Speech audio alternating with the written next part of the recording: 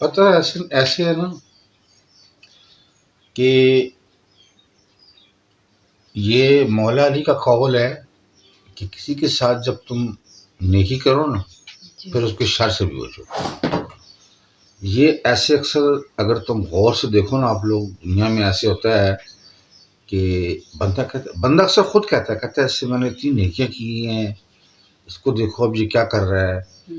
اس کا مطلب یہ ہے کہ تم جس ساتھ نیکی کرتی ہو اس کا جو اجر ہے تم اس سے مانگنے کے خواہش مند ہو. ٹھیک ہے نا؟ یہ نہیں ہوتا ہے. یہ ان کو سمجھ نہیں آ رہی ہے. یہ راز ان کو اللہ کرے ان کو مل جائے اور یہ خود سمجھ جائیں اللہ ان پر یہ کرم یہ اللہ کا ہوگا کہ کوئی بھی اچھا کام کرو تو خیال اللہ ہو کہ اس کا مجھے اللہ دے اجر اس کا. میں یہاں پر کیا ہوتا ہے کہ بندہ اگر کسی کو چائے بھی پلائے نا، اگر وہ شکریہ ادا نہ کرے نا بالفرض ایسے یا کوئی ایسا، تو وہ اس کے دل میں اس کا جو اپنا بگڑا ہوا نفس ہے نا جو اس کے قابو میں نہیں آیا ابھی تک، اس کے نفس میں ایک خواہش آتی ہے، ایک سوچ آتی ہے، یار میں نے اس کو دیکھو اتنی سی چائے پلائی ہے، اس کو میں نے یہ کھلایا وہ کھلایا، یار اس نے کم از کم شکریہ تو بندہ ادا کرتا ہے. اس پاگل کو یہ نہیں پتا کہ تیری سوچ ہی غلط ہے.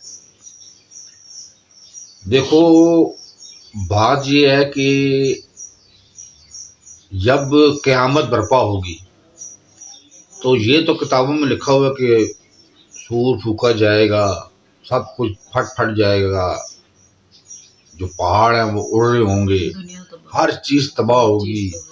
پھر جناب علی قبروں میں سے 80 مردے نکل رہے ہوں گے اور وہ حشر کی طرف چل پڑیں گے. پہلی بات تو یہ کہ حشر زمین میں ہی ہے، حشر کا میدان زمین میں ہی ہے. اللہ تعالی ہمارے اللہ پاک تو وہ بھی یہی ہوں گے، وہ یہ اتنا جگہ ہوگی. اس کے بعد حوض کوثر ہے تو وہ بھی وہی ہوگا. اب بڑے غور سے بات سنا ذرا یہ.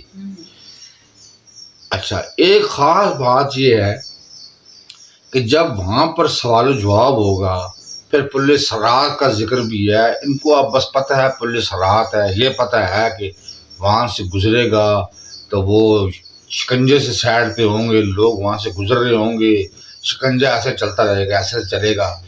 جس کو جو شکنجے میں آ گیا وہ شکنجہ جناب اس کو پھر چھوڑتا رہے گا دوزخ نیچے، اور جو گزر جائے گا آگے جنت. یہ اگر آپ لوگوں کو سمجھ آئے نا کہ یار یہ کتابوں میں لکھا تو ہوا ہے، احادیث میں لکھا ہوا ہے، سب کچھ یہ ایسے ہے، کتابوں میں لکھا ہوا ہے سارا کچھ. تم سب پلیز امیج سوچو، تھنک اباؤٹ دس. یہ کیا ہے کہ سعودی عرب والی سائڈ پہ اس علاقے میں پورا میدان بنا ہوگا عرفات میں، پوری دنیا اکٹھی ہوئی ہے، اللہ پاک بھی ہیں وہاں پر، ساری کل مخلوق، انبیاء، جنات، انسان. اب وہاں جناب علی حساب کتاب ہو رہا ہوگا، بتا رہا ہوں میں آپ کو. اب وہاں پر حساب کتاب ہو رہا ہے. اب پل صراط کو آپ کے دماغ میں اس ٹائپ کا پل آتا ہے کہ یہ پل ہے، مطلب سوچ آپ کی یہاں تک پھنسی ہوئی ہے کہ یہ جو ہم پل کہتے ہیں یہ پل ہوگا. یہ پل نہیں ہے. یہ صرف آپ اس کے باطن میں کبھی جاؤ نا، باطن میں بس اتنا آپ سب کو پتا ہے کہ بھئی صراط سے پل صراط سے گزر رہے ہوں گے اور وہ شکنجے پکڑ رہے ہوں گے، کوئی آستہ سا جائے گا، کوئی دوڑتا ہوا جائے گا، جو بہت جس کے اعمال اچھے ہوں گے وہ ایک دم تیزی میں جائے گا. کہاں جائے گا؟ جنت. اس کا مطلب ہے کہ جہاں پر حساب کتاب ہوگا اس سے پل صراط سے وہ گزر رہا ہوگا تو آگے جنت ہوگی. تو جنت بھی نیچے ہی ہوئی نا، اسے کچھ پوڑیاں لگی ہوں گی، سیڑھیاں لگی ہوں گی. جنت بھی یہی ہے اور دوزخ بھی یہی ہے. لیکن اتنا ہے کہ وہ جو کہتے ہیں نا کہ وہ گرتا ہے بندہ نیچے دوزخ میں گر جائے گا وہ. اس کا مطلب یہ ہے کہ کوئی ایسا ماحول ہے کہ جو اس پل صراط، اصل میں یہ پل صراط کو انہوں نے پل کو یہ پل سمجھا ہوا ہے، اور پل کا مطلب یہ والا پل نہیں ہے. یہ تمہیں یا ہمیں کئی بندے یہاں غور و فکر نہیں کر رہے ہیں. لیکن میں جو کہہ رہا ہوں بس اتنا سمجھ لو کہ آپ جس جگہ رہ رہے ہیں یہیں قیامت برپا ہوگی، سب کچھ حساب کتاب ہوگا. بس یہ ہے کہ اتنا یاد رکھو کہ اسی زمین کے بہت نیچے دوزخ ہے اور طے پتہ ہے. ابھی تک سائنس جہاں تک پہنچی ہے اتنا جب آپ کو پتا لگ گیا کہ جس ٹائم کھدائی ہوتی ہے تو پہلے پانی آتا ہے، اس کے بعد جناب علی وہ پٹرول نکلتا ہے، پھر پتہ نہیں دھات نکلتی ہے، پھر کیا نکلتا ہے۔ اس کا مطلب ہے یہ اس پہ حصے ہیں نا، یہی کہتے ہیں کہ بلکہ یہ روس کا کوئی سائنسدان ہے، اس نے تحقیق کی تھی، اس نے سسٹم مشینری لگائی تھی کہ جہاں تک زمین ہے کھودتے ہیں، آخر میں اس نے وہ بند ہی کر دی تھی، باقاعدہ یہ اخباروں میں آئی تھی، سب میڈیا میں آیا تھا کہ وہاں سے چیخنے کی آوازیں آ رہی تھی جیسے عذاب ہو رہا ہے، وہ ڈر گیا تھا بندہ، وہ اس نے کہا بند کر دو۔ دوزخ یہی ہے، 7 حصے ہیں، تو یہی ہے نا، پہلے حصے میں پانی آپ کو ملتا ہے، پھر دوسرے میں پتہ نہیں پٹرول نکلتا ہے، پھر تیل نکلتا ہے، پھر پتہ نہیں کیا نکلتا ہے، یہ سب کچھ سسٹم پہلے بنا ہوا ہے۔ اب آگی جنت۔ دیکھو میں آپ کو ایک چھوٹی سی ایک مثال دوں گا، اگر آپ محسوس کرو تو بندے کو اگر یہ چاہیے کہ اللہ مجھ سے راضی ہے کہ نہیں، تو ایک تو وہ دن میں اس کو اللہ اتنا موقع دے کہ وہ کسی انسان کی، کسی مخلوق کی خدمت کر رہا ہو، کھانا پانی، کوئی خدمت، کوئی مقروض یا سا قرض، کوئی بیمار ہے اس کی بیمار برسی، یعنی کہ کوئی ایسا کام کرے، اور اس کرنے کے بعد نا اس کے دماغ میں یا اس کی سوچ میں یہ نہ آئے کہ یار یہ میرا شکریہ ادا کیوں نہیں کر رہا، بس اس کے اندر ایک سکون محسوس ہو، اچھا یار میں نے اچھا کام کیا، یا اللہ نے مجھ سے اچھا کام لیا۔ ایک نمبر 2 جنت۔ آپ کے گھر میں اگر جو اس گھر میں آپ رہ رہے ہو وہ آپ کو ایک مصنوعی سمجھ لو کہ آپ کی جنت وہاں سے سٹارٹ بن چکی ہے اور دوزخ بھی بن چکی ہے، بس یہی آپ سوچو، کوئی بندہ بھی جو سن رہا ہے یہ دیکھ لے کہ میرے گھر کے اندر صبح و شام اللہ کا ذکر ہو رہا ہوتا ہے، مہمان آ رہے ہیں، کھانا بہت اچھا ہے، کوئی آدمی بدتمیزی سے بات نہیں کرتا، کوئی گالی گلوچ نہیں ہو رہا، کوئی آپس میں ٹکراؤ نہیں ہے، حسد بغض بخل کچھ بھی نہیں ہے، وہ جنت میں ہے۔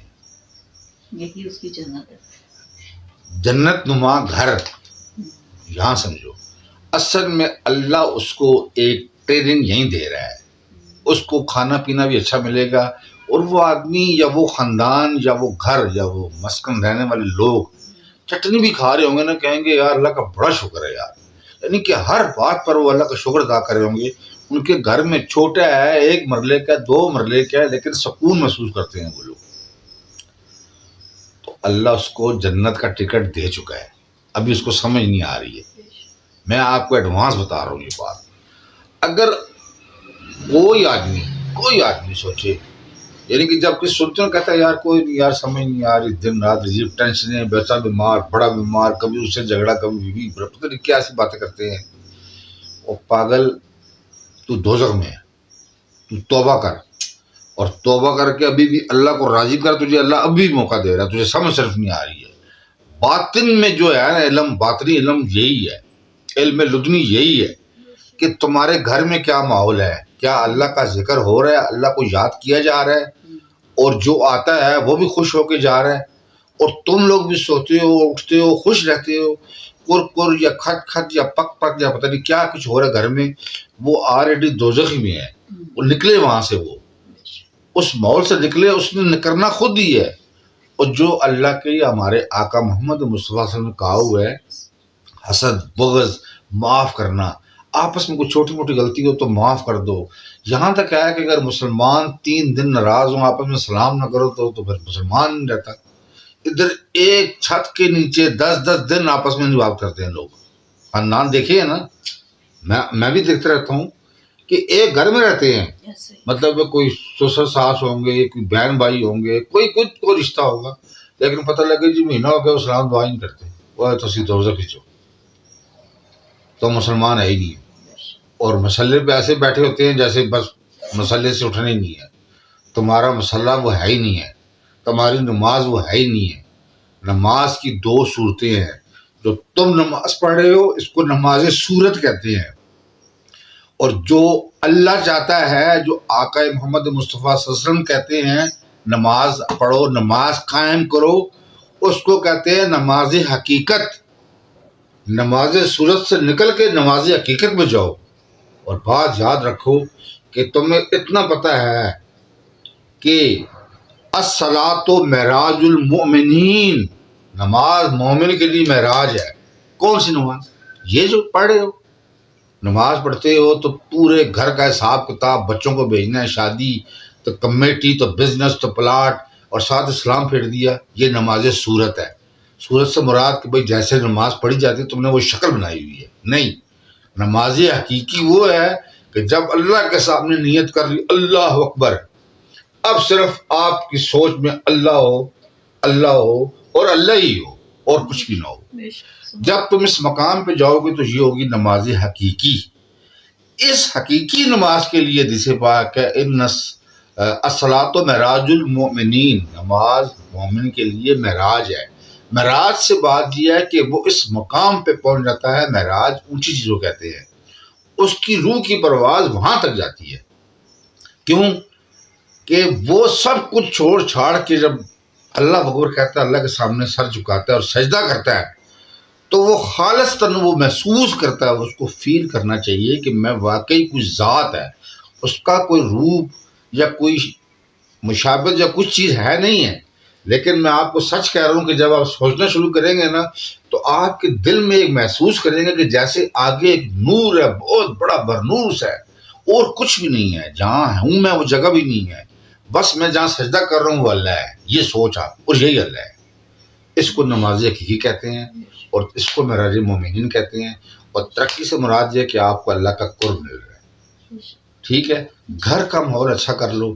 یہ جو آپس میں لڑتے ہو اور معاف کرنا توہین سمجھتے ہو، کوئی معافی مانگے بھی تو کہتے ہیں میں نے اس کے تو منہ بھی نہیں لگنا، جب مر جائے گا تو اس کا منہ دیکھنے کیوں جاتے ہو؟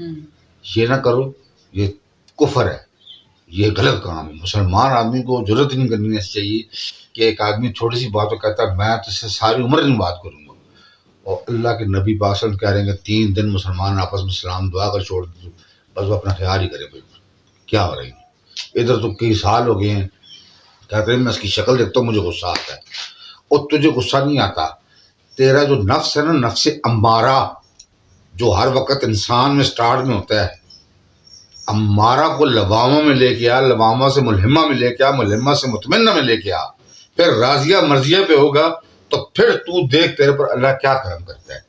تمہیں یہ بات سمجھ نہیں آ رہی ہے؟ مہربانی کرو، اتنا سوچ لو، جس ٹائم آپ کو گھر میں اچھا لگے، چٹنی کھا رہے ہو، بھوکے بھی ہو، کچھ بھی ہو، گرمی بھی لگ رہی ہو، کہنا اللہ کا شکر ہے بڑا آپ جنت میں ہو، آپ کو جنت کا ٹکٹ مل چکا ہے، بس آپ پریکٹس ہے۔ جیسے آرمی میں کمانڈر کو ٹریننگ دیتے ہیں نا، تو وہ کتنی سخت ٹریننگ ہوتی ہے، صبح اٹھتا ہے دوڑ تو پتہ نہیں پریکٹس تو یہ تو وہ، اس کو پتہ نہیں ہوتا کہ اس نے ایک ٹائم جنرل بننا ہے، جنرل بن جاتا ہے سپاہی کو۔